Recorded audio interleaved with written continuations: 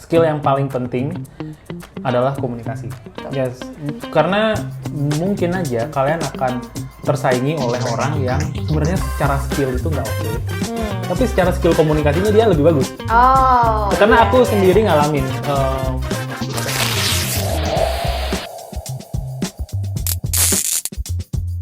Halo semuanya, welcome to the first episode of Ragam Talks by Ragam Space. Jadi di sini kita bakalan bahas banyak hal banget yang berkaitan sama keberlanjutan karir kalian nih di sini gitu. Jadi buat teman-teman yang mahasiswa, yang fresh graduate, atau mungkin yang udah senior, yang udah bertahun-tahun jadi budak korporat ya, atau mungkin ada kutu loncat nih yang tiap 6 bulan update LinkedIn. Itu semuanya boleh banget untuk ikutan dengerin podcast ini karena semoga ya ini bahasan kita dari podcast dari setiap episode itu bisa membantu teman-teman dalam mungkin memberikan keputusan terhadap keputusan karir teman-teman, atau mungkin ada insight tertentu yang bisa ngebantu teman-teman dalam ngedevelop karirnya teman-teman. Tapi ya sebenarnya bahasannya nggak selalu tentang karir doang ya gitu, mungkin ada pelajaran hidup juga gitu. Dan Ragam Talks ini adalah sebuah sub unit bisnis yang ada di bawahnya Ragam Space. Yang mana Ragam Space ini adalah platform yang kita berdua dan tim dirikan untuk membantu teman-teman ngedevelop karirnya teman-teman. Jadi di sini nanti akan ada sharing knowledge dalam bentuk mentoring, terus ada video course juga yang akan di-update di YouTube ya. Yap, kayaknya tapi itu kayaknya masih di YouTube aku sendiri sih. Iya, oke. Jadi ada video video course juga, terus nanti ada aset juga mungkin teman-teman yang ngoding atau mungkin ada desain-desain gitu, graphic design yang butuh template, itu kita akan sediakan juga platformnya untuk berbagi itu semua ya. Iya, betul. Kan oke. Jadi berhubung ini masih episode pertama, jadi kita datangin orang dalam dulu nih guys. Mungkin boleh nih kenalan lagi gitu. Mana tahu ada pendengar baru gitu. Oke, jadi nama aku Inyoman Krisna Arkandea, biasa dipanggil Arkan. Aku UI UX designer saat ini. Mungkin that's it. Oke, kita mungkin lanjut aja ya ke pertanyaan pertama nih dari aku. Boleh. Sebenarnya Arkan itu udah berapa lama sih jadi UI UX designer? Jadi UI UX designer itu udah hampir 4 tahun. Udah mau masuk ya. Udah mau masuk 4 tahun. Yang awalnya itu dari graphic design sebenarnya. Oh, mungkin langsung aja nih. Awal mula jadi UI UX designer itu gimana sih gitu? Sepak perjalanannya gitu. Awal mulanya sih karena waktu itu magang ya. Magang ini pun nitip CV gitu ya. We know orangnya di sini. Jadi waktu itu nitip CV, dan karena timnya waktu itu masih kecil juga ya, Caya. Jadi kita waktu itu di company yang sama nih, startup gitu. Kayak ada berapa orang ya? Kurang dari 10 lah ya. Iya, sebenarnya kalau karyawan maksudnya yang emang full time gitu kayak cuma ada 3 atau 4 orang gitu ya. Iya, nah waktu itu pas kita masih di organisasi musik gitu. Waktu itu kan aku kenal kamunya by musik tuh. Terus aku pun nggak ada kegiatan, nggak ada kerjaan gitu. Masih broke student gitu, mahasiswa gitu lah ya, yang mau nyari sampingan. Terus aku nanyain kamu, di kantor kamu ada ini nggak? Dan kebetulan aku tahu kamu tuh magang dan sempet cerita juga kan. Terus aku di kantor kamu lagi open recruitment nggak untuk graphic design gitu? Karena aku waktu itu keahliannya graphic design. Dan itu pun based on YouTube skill, maksudnya kayak belajar dari YouTube gitu. Iya, aku ingat banget sih waktu itu tuh sebenarnya bukan jalur orang dalam yang kayak Pak tolongin, enggak sih sebenarnya. Tetap seleksi. Tetap seleksi. Tapi di sana memang pas aku magang di sana itu kayaknya emang timnya masih kecil gitu guys. Jadi aku pun coba tanya ke CEO aku. Waktu itu tektokannya langsung CEO nih gitu. Iya, betul. Iya, jadi jadi waktu itu aku langsung tanyain, "Pak, ini teman saya ada yang lagi nyari tempat magang nih gitu. Perusahaan ini tuh open nggak ya gitu." Terus ya udah Pak CEO-nya bilang, "Coba aja kirim CV-nya" gitu awalnya. Ya udah aku kirim CV-nya dia. Terus kamu ikutan tes ya? Iya, ada tesnya. Interview gitu, terus tes langsung di tempat, ditanyain, "Coba kamu live design sekarang, nih saya kasih produknya gitu, terus bikin sebagus mungkin gitu." Nah waktu itu karena kebetulan salah satu bisnisnya mereka tuh restoran, aku di restoran tersebut di interviewnya, dan sekalian tuh, nah kamu coba bikin menu yang recreate menu yang itu gitu. Dan aku coba langsung recreate menunya di sana dan on the spot. Dan waktu itu sebenarnya jujur Pak CEO kalau nonton ya. Waktu itu aku lihat YouTube Pak. Di itu detik-detik itu juga lihat YouTube terus sambil ngedesain gitu. Berbekal YouTube berarti iya, ya? Iya, benar-benar nggak tahu banget. Oh oke. Wah ini menarik banget sih. Tapi akhirnya keterima ya magang Akhirnya keterima. Okay. Even pun ya orang dalam, kayak kalau dibilang orang dalam masuk kategori orang dalam nggak tuh? Ya, jalur referral lah ya jatuhnya. Orang dalam tapi yang legal gitu. Sebenarnya di zaman sekarang pun kayak kita approach orang-orang via LinkedIn pun bisa-bisa aja. Dan orang terkait akan nginfoin kita, loker nih ada nih, coba kamu masuk, coba aku titip loker kamu ke divisi A gitu. Bisa aja kan ya? Iya, bisa. Dan itu nggak tergolong orang dalam. Tergantung kita nih, mau atau enggaknya gitu. Iya, benar-benar. Aku pernah kerja di salah satu perusahaan e-commerce di Indonesia ini. Itu mereka memang punya satu jalur khusus yang namanya referral. Okay. Jadi emang kalau misalnya, jadi dia ngasih tuh beberapa lowongan yang memang mereka open untuk referral. Nanti kalau misalnya ada lowongan yang cocok, itu aku bisa suggest kenalan aku. Dan kalau misalnya kenalan aku keterima, itu aku dapat fee. Oh, iya, malah jadi emang ada fee. gitu. Emang ada jalur referral itu gitu. Cuma mungkin sebenarnya udah common sih, cuma mungkin nggak banyak. Kalau teman-teman fresh graduate mungkin belum tahu ya ada jalur referral kayak gitu. Oke, terus speaking about karir ya, kamu ini kan ibaratnya kayak sangat-sangat dinamis banget nih. Dulu tuh sempat kerja jadi fotografer, sama jadi tour guide ya. Ini lebih mundur lagi ya? Iya, ini kita coba flashback throwback ke belakang lagi nih. Oke. Jadi kamu tuh dulu sempat jadi fotografer, terus jadi tour guide, sampai kerja jadi krunya Alfamart. Iya, jadi pegawai Alfamart. Iya, pegawai Alfamart gitu. Terus kamu juga sempat jualan ya? Iya, tapi nggak yang sampai bener-bener jualan. Ya kayak waktu itu cuman di Car Free Day gitu aja. Oh gitu. Terus ada satu lagi nih, karena kan kita ketemunya by komunitas musik. Yes. Nah jadi kamu tuh dulu sempat coba bikin musik juga kan? Kayaknya emang ini segala hal. Iya, segala hal dicoba. Nah kenapa nih sampai detik ini itu kamu milih untuk kayaknya mau di bidang UX dulu nih? Gitu. Oke. Kayaknya tuh memang untuk berbisnis tuh kita harus punya skill dulu gitu, yang maksudnya tempat gitu, wadah tempat kita ngasah skill itu, which is emang harus full time kerja di kantor gitu. Dan ketika starting bisnis pun aku ngerasa masih banyak banget hal-hal yang aku belum mampu gitu. Oke. Jadi dulu tuh sebenarnya join Alfamart tuh biar tahu nih gimana sih sebenarnya brand-brand tuh masuk ke minimarket itu gitu sebenarnya. Strategical ternyata ya. Iya, cuman nggak tahu juga, nggak kayak gitu proses explore-nya ternyata gitu. Kalau sekarang kan di industri kita tahu kayak gimana harusnya nge-research gitu ya. Nah mungkin itu sih lack of pengetahuan itu. Dan itu yang harus kita dapetin melalui full time gitu. Berinteraksi dengan orang, by link. Dan itu cuma ditemuin di tempat kerja gitu. Kalau ditarik mundur lagi, sebenarnya dulu tuh sempat pada saat lulus SMA itu emang langsung kuliah sebenarnya. Cuman nggak kuat waktu itu ngambilnya arsitek. Oh arsitek. Nggak kuat karena tugasnya memang itu gila banget. Iya. Emang kalau misalnya ada anak-anak arsitek yang bilang begadang terus, wah semester 1, semester 2 aja udah begadang. Jadi aku nggak kuat waktu itu. And then ciao. Ciao. Iya, pokoknya keluarlah dengan sendiri. Setelah itu orang tua nanya, sebenarnya orang tua nggak ada pemaksaan untuk kayak, kenapa kamu ini udah dibayarin kuliah segala macem? Enggak sih, dibebasin. Asal tahu nih kalau kamu keluar, kamu harus ngapain tuh gitu. Dan waktu itu aku bilang pengen kerja. Aku coba kerja di pariwisata karena di Bali emang industri yang paling gede kan pariwisata. Benar. And then coba nanya-nanya teman. Terus ada loker di rafting gitu. Biasanya tuh kalau tempat-tempat wisata tuh di sini pasti ada fotografernya. Nah, kurang lebih kayak gitu. Aku jadi yang tukang foto, bener-bener serabutan banget tuh. Jadi di pinggir sungai gitu, turun ke bawah ke ya gitu. Arum jeram kan ya? Iya, arum jeram, rafting, arum jeram gitu. Terus di situ sih lumayan ya. Maksudnya kerja dapat duit tuh sebagai orang yang baru lulus SMA kayak wah gede juga nih uangnya, maksudnya keterusan jadi kerja gitu. Tapi aku ngerasa kalau kayak gini terus kayaknya ini nggak ada jenjang karirnya. Aku mikir ini nggak bakal bisa ngedevelop aku ke depannya. Udah kerja kayak gini terus.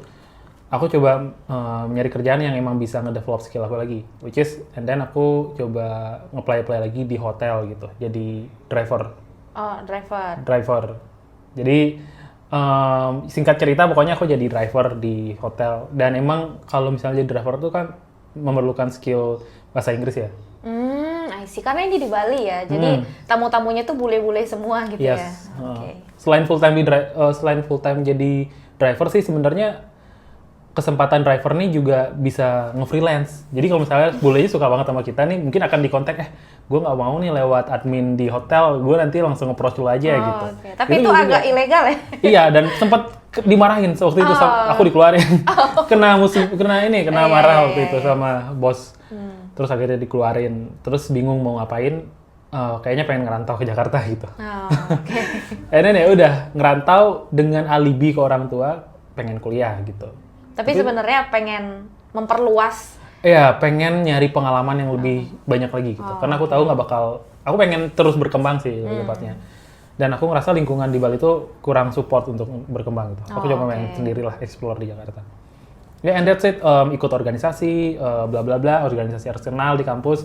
Dan akhirnya berawal ketemu kamu tuh. Terus ikut magang, jadi graphic design.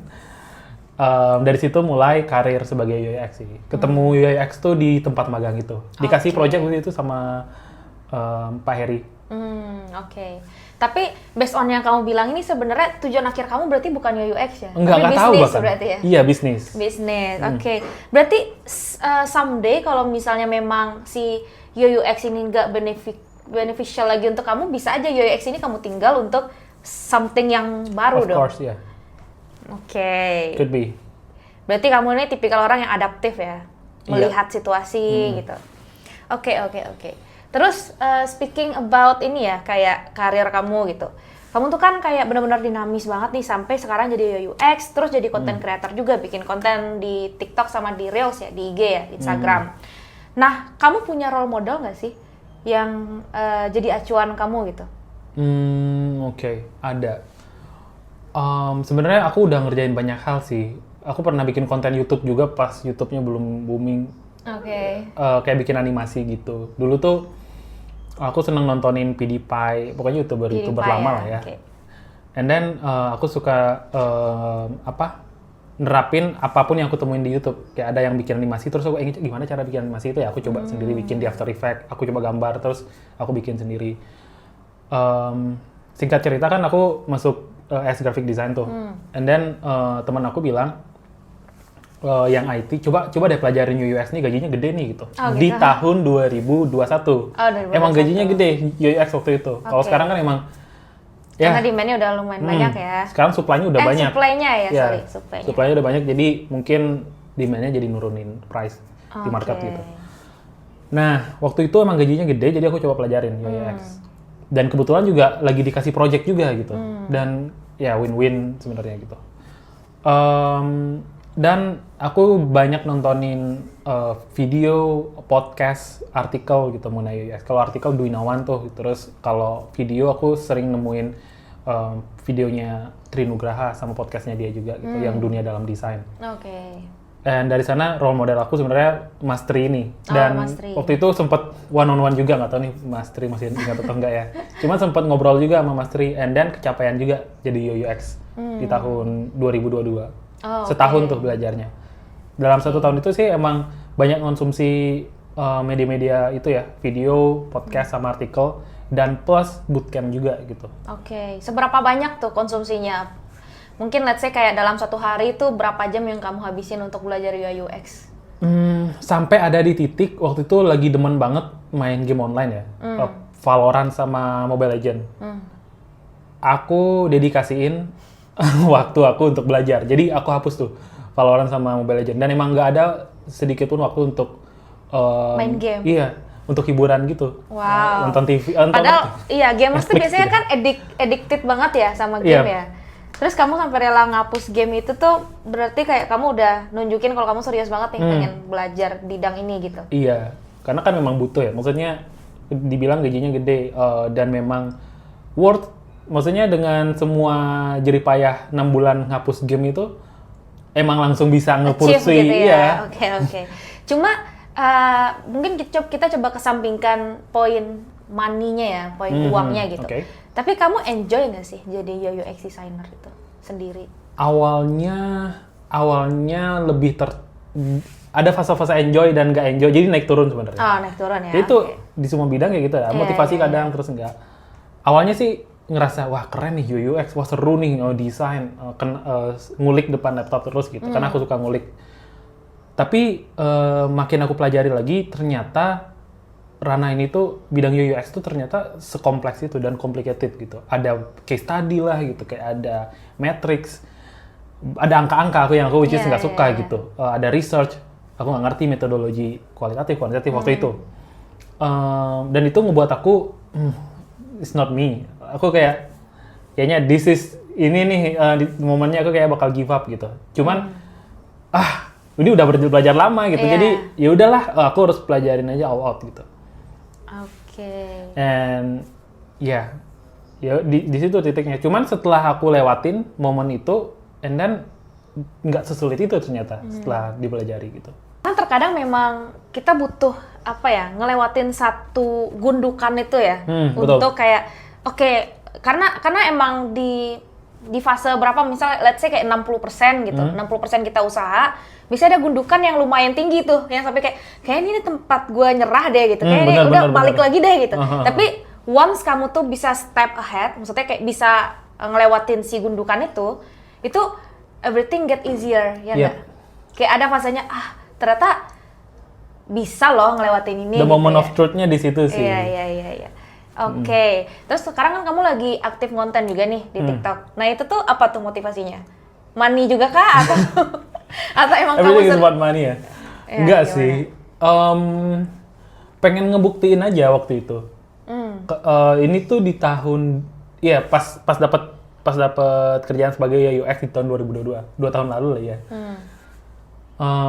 Jadi waktu itu pengen ngebuktiin sebenarnya boleh spill ya. Kan kita waktu itu aku ngajakin kamu lomba kan. Iya. Lomba. Itu real guys. Iya, ini aku ngajakin kamu lomba. Kita lomba yuk, siapa nih duluan dari kita yang jadi content creator gitu. Dapetin followers yang banyak gitu. Benar. Jadi itu waktu itu targetnya 10.000 Siapa yang bisa followers. viral duluan gitu kalau nggak gitu. salah. Ya. Pokoknya kita lomba. Nggak tahu kamu nggak ngikutin atau gimana, cuman aku ya keep going aja gitu. I'm gonna show you. Maksudnya aku coba bikin sampai bisa dan ya ternyata bisa gitu. From what I know sih, Arkan tuh orangnya optimistik banget sih guys. Jadi ketika itu kita kayaknya masih kerja ini ya, maksudnya masih kerja di perusahaan kecil ya waktu itu ya. Tapi bukan di tempat magang ini lagi. Iya, kan aku udah jadi UX. Iya, nah kita tuh masih kerja di perusahaan yang kecil. Kita belum kerja yang kayak di gedung-gedung gitu. Yang mana itu impian kita berdua dulu ya, pengen kerja di gedung-gedung tinggi kayak gitu. Nah, di saat itu Arkan tuh tiba-tiba ngajakin aku kayak, mau nggak lomba nih siapa yang duluan viral, banyak followers, dapat hadiah gitu. Terus apa yang ada di kepala aku waktu itu, aku kan orangnya lebih realistis ya. Jadi kayak, emang bisa gitu. But now you prove it. Jadi itu good job sih sebenarnya. Iya. Oke, terus mungkin karena sekarang nih kan kamu udah achieve salah satu checkpoint kamu lah ya di TikTok gitu. Terus kamu juga udah ngasilin project juga dari si TikTok ini gitu. Nah, ini kan kita udah di penghujung tahun nih. By the way, kita tag ini di tanggal 24 ya? Iya, 24 ya, Desember. di tanggal 24 Desember 2024. Jadi 1 minggu lagi itu kita akan masuk ke tahun baru 2025. Apa nih resolusi kamu di tahun 2025 atau goals kamu 1 tahun ke depan lah? I guess untuk goals sih sebenarnya rada takut bilang sih, karena ini kontradiktif dengan dengan yang harus didengarkan oleh sebenarnya pengen punya full time sendiri ya, which is side hustle-nya jadi full time. Oh, maksudnya ngejalanin bisnis full time gitu. Ya, sekarang kan ya full time. Full time-nya ya di kantoran gitu. Dan side hustle-nya ya tetap jalan, even though sebenarnya masih jadi part time gitu. Nah, ini tuh mau digeser yang full time-nya, yang part time itu jadi full time gitu. Oke. Berarti goals-nya yang mau di-achieve di satu tahun depan itu bisnisnya bisa gerak gitu, ngegantiin si full time job yang sekarang kayak gitu ya. Oke, now apa nih langkah-langkah yang mungkin bisa kamu spill untuk mewujudkan si goals itu? Apakah kamu udah punya plan atau misalnya masih kayak Masih kosong atau udah ada gambaran, scratch dikit gitu? Oke, kalau dari plannya sih, kayaknya emang masih perlu belajar ini sih. Handle bisnis tuh nggak,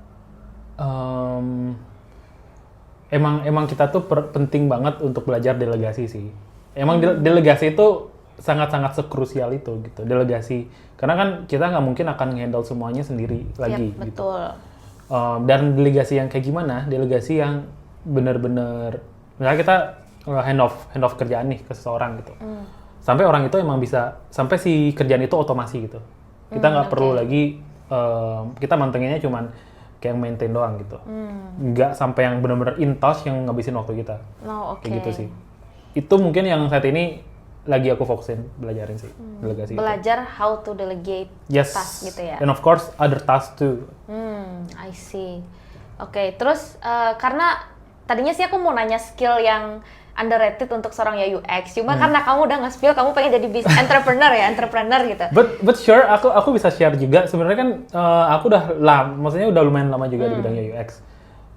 Jadi aku justru kalau dibilang lebih expert bisnis atau UX, aku lebih ke UX UX. berarti ya, Iya. karena udah lamanya di sana Iya. gitu. Kalau bisnis kan masih baru menuju gitu iya, ya. kayak ini belum zero pengalaman lah ya, Oh, oke. 0 tahun.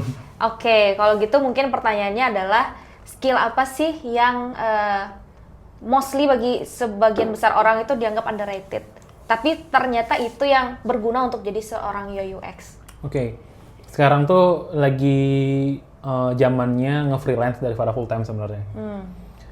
Tapi whatever it is, mau kalian nge-freelance, nge-full time atau project base, ya terserah bentuk pekerjaannya kayak gimana. Skill yang paling penting adalah komunikasi. Komunikasi itu sangat-sangat penting. Gimana kita ngerespon, terus gimana kita ngerespon, gimana apa yang orang itu mau dengar gitu. Oke. Jadi menyesuaikan apa yang harus diomongin ke orang yang mana gitu ya? Iya, apa yang mau diomongin ke orang yang mana dan dia tuh pengen denger apa sih gitu. Oke. Komunikasi ini sebenarnya nggak cuman yang kayak, oh kita ngomongnya nggak terbata-bata, kita bingung mau ngomong apa, terus ngomongnya lebih, cara ngomong formalnya lebih oke atau apa. Nggak sekedar itu, tapi more deep than that. Oke, lebih ke seni berarti ya? Iya. Kayak ada artnya gitu, gimana caranya biar orang itu ketika kita ngasih perintah, dia nggak ngerasa diperintah mungkin kayak gitu. Atau ya jenis lainnya gitu. Yes, karena mungkin aja kalian akan tersaingi oleh orang yang sebenarnya secara skill itu nggak oke, tapi secara skill komunikasinya dia lebih bagus. Oh. Karena aku iya. sendiri ngalamin, sebenarnya di luar sana mungkin banyak yang lebih jago daripada aku gitu, dari sisi UX design ya, lebih jago. Tapi mungkin aku one step ahead di komunikasinya. Oh, Jadi aku ketika interview, aku jadi kelihatan lebih oke. Iya. Karena kamu bisa ngebaca nih HR ini pengen Yeah, that's why. jawaban apa gitu ya. Yes. Oke. Wow, itu ternyata sedip itu ya. Yep. Ilmu komunikasi. Terus kalau misalnya kita ngomongin kayak interview gitu kan, lowongan kerjaan. Sekarang ini kan lagi di masa-masa tech winter nih. Aku sebenarnya sekarang worknya as product manager dan sebenarnya belum ada kepikiran untuk ngelamar kerjaan guys. Cuma ketika aku buka LinkedIn atau ya job portal lain tuh emang dikit gitu lowongannya gitu. Dan aku juga cek UX kayaknya juga lagi winter banget nih gitu. Nah, gimana pandangan kamu terhadap tech winter itu? Ya, sebenarnya opportunity nggak selalu ada di full time ya di perusahaan gitu. Kita bisa, portofolio kita tuh bisa kemana-mana gitu, ke project freelance, kita bikin produk sendiri, atau emang full time gitu. Jadi diperluas aja ininya, cakupannya. Iya, cakupannya. Jangan cuma fokus satu gitu. Gitu guys. Terus karena kamu kan seseorang yang mencoba untuk membangun personal branding itu bagus gitu ya, dengan ningkatin online presence kamu. Nah, menurut kamu itu penting nggak sih di era sekarang? Sangat penting kah atau sebenarnya opsional atau gimana? Wajib. Wajib. Itu kalau misalnya ngisi form tuh warna merah. Wajib harus required ada online. Mandatory Iya. ya. Okay, Wajib harus ada online presence. Lagian tuh sebenarnya opportunity nggak cuma ada di Indonesia. Selain kita bisa ngebuka ke freelance dan project base atau kontrak whatever, kita bisa latih lagi skill bahasa Inggris kita gitu. Jadi lebih mancanegara lagi, lebih global lagi gitu. Kesempatan yang kita bisa terima. Oke. Karena pun kamu pernah dapat project dari luar negeri nggak? Project, iya banyak sih.